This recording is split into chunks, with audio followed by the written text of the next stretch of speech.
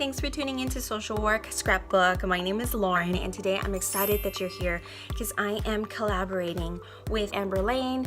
She is awesome. She's great. She's going to talk a lot about self-care. She's going to give you so much information, so I'm glad you're watching today. And you want to hear this one because she practically lived out my nightmare in her very first career. I'm going to let Amber get straight into the questions.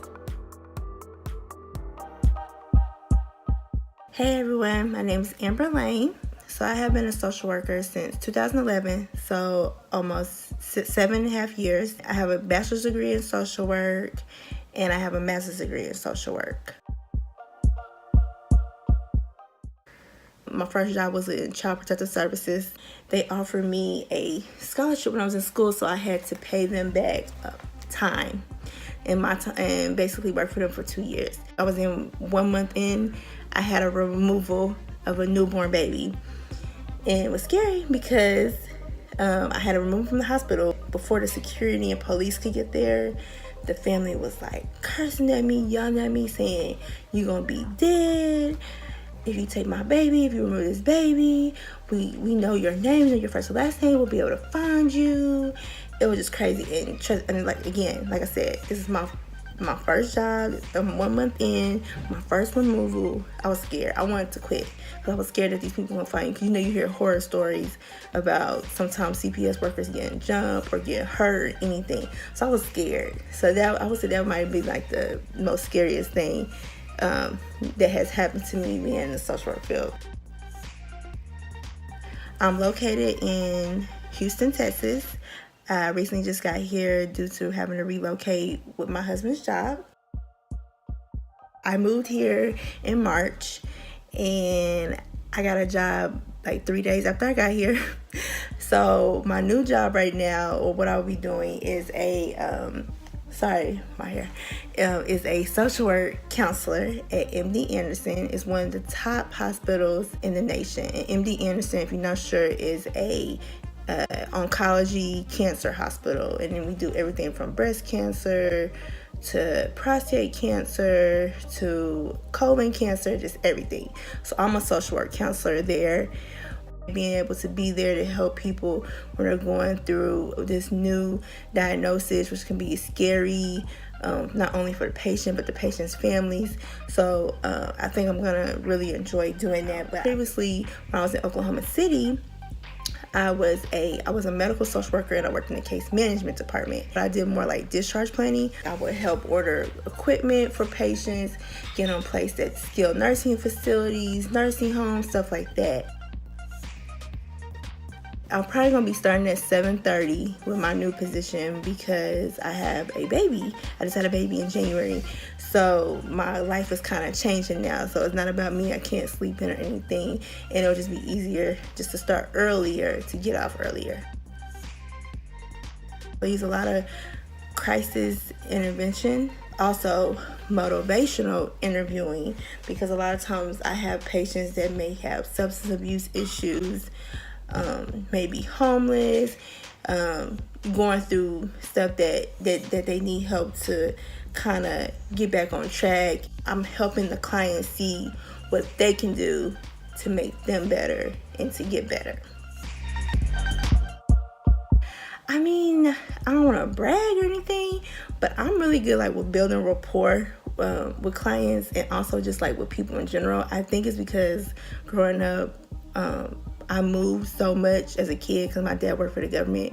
So I was always having to make new friends and meet new people and be personable. But I will say sometimes when it's challenging, when I was working at Integris Baptist Hospital in Oklahoma, I kind of worked with mostly geriatrics. A lot of times it's kind of hard working with them because sometimes when I come in, I was a social worker on my floor and then we had an RN case manager and she was an older lady in her 60s. So sometimes I feel like the patients would respect her more because she was older, and sometimes they wouldn't respect me because I was younger and they thought I didn't know what I was talking about. So that was kind of hard. I would think sometimes I would say sometimes it could be because I look young and they think I'm young and they don't really trust me. So sometimes with the geriatric patients, it's kind of, sometimes it might be a little bit challenging. Reading this book right now called Woman to Woman by Dr. Cierrah Perrin, And it's a really good book because she explains like a lot what she has gone through to get to where she's at. And she's pretty, I think she's in her 30s. It's a good book. She explains like what she has done to get through her career and what it has taken her to get there. And then like at the end, she kind of has like each chapter at the end, she has this part where she explains like, well, woman to woman, like basically keeping it real with you. Like, just because your friend or this girl is on top and booming and doing everything great, and you see her blowing up like on social media, or you see her business booming, doesn't mean you can't do it. It doesn't mean that you should be jealous. You should praise her so you can get your praises later, because if you're doing everything right and you're on the right track, God's gonna bless you too. So I really like that book, and that's what I'm reading right now. So I'm always on podcasts. I'm always listening to social work stuff because I really want to start my own practice stuff. So sometimes I listen to this one called Practice to Practice. I listen to Black Therapist podcast by Nikki Banks. It's really good. She's like really real, down to earth. She gives it to you straight. She has like different people on there, like from psychiatrists, the social workers. She had this one guy, I think he was a movie critic, talking about the Black Panther, like breaking it down, like what all the little sub messages meant in the movie. So I really like her a lot. I listen to her a lot, and then I listen to Brunch with Besties a lot. They have different stuff on like careers or why you should go to college, how to be debt free. They're also always helping like promote businesses, which I love. I'm like, when other women can help promote other women in their business or future endeavors, I'm like all for it. I'm big on self-care. I do self-care Wednesdays all the time, like on my business page, and I'm like always giving like different techniques to do. If you need a mental health day, take a sick day at work, call it sick. That you need it, because if you don't take that mental health day, the rest of your week is either gonna be bad, or you're just gonna keep going downfall. So I love shopping. I do a little bit more online shopping now because I hate going to the stores. Sometimes being by myself, getting my nails done, getting a pedicure, reading. Oh, another thing I like doing for self-care is happy hour. Like me and my girlfriends, when I was in Oklahoma City, we would try to do a happy hour at least once a month. We would go right after work, like not waiting until 6 o'clock or anything. We'll go to one of the restaurants. We'll all rotate and pick a restaurant. We'll all order like appetizers. Some of us will order drinks, and we'll just talk about work. We'll talk about life, relationships, all that. I love hanging with my husband and now my son. That's real self-care. Like when we just chill and watch Netflix, when we just go out and get some ice cream. That's like self-care for me, like hanging with my husband, my son, like they're my life. So I am getting ready. I'm studying right now for my license, for my LCSW, basically.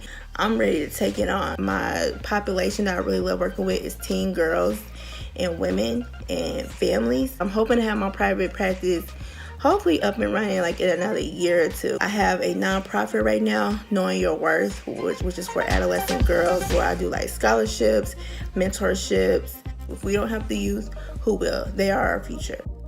I also have a business right now, social work, mentoring, and coaching, where I help students, BSW, MSWs, employers. I'm trying to mentor a lot of people there because a lot of people don't even know how to apply for licensure or what licensure to get. A lot of people just don't have anyone to talk to or vent to when they're going through things in the field, you know. So I'm trying to be a mentor for people so I can help people succeed in this awesome field that we have. Probably a teacher, because that's what I was going to do at first. But I was scared. I didn't want to take the practice. I'm like, oh, I got to take a test. But look, I end up having to take a test anyways. But yeah, if I wasn't social work, I'd be a teacher. Heels. I love flip-flops, but I love heels going out. I just think it gives you like a little pop, a little umph when you're getting dressed, going out with your girlfriends, going out with your husband, boyfriend. So, nap. I love a good nap. But I do like to work out too, but I'll pick a nap. Summer. I'm a summer baby. July 18. Cancer. iPhone, Mac, Apple products. I love the city, even though I'm living in the country or the south. Shopping mall, amusement park or shopping mall. I love to shop. Those are hard because I love candy, I love probably bakery, because I love a good bundt cake. I love a good slice of apple pie. Yeah, dancing, even though I like to sing and the shower and stuff. I love to dance. Big house, man. Fancy car is nice, but when you come home, you can chill on your couch in your big old living room, in your big kitchen. Who would do that? I love that. Ooh, I like both of those. I'm gonna say brunch. This is the middle. I love me a good breakfast and I love a good lunch. So I'm gonna say brunch with a good mimosa. Bye. Thanks so much to Amber Lane for answering my questions and being so honest and authentic and genuine. Please find her. All her social media links and emails, everything is listed below for you to connect with her. And as always, if you want to connect with me, drop me a comment, find me on Instagram. Stay tuned for much more requested videos as well. Thanks for watching, and I'm wishing you social work success. Until next time.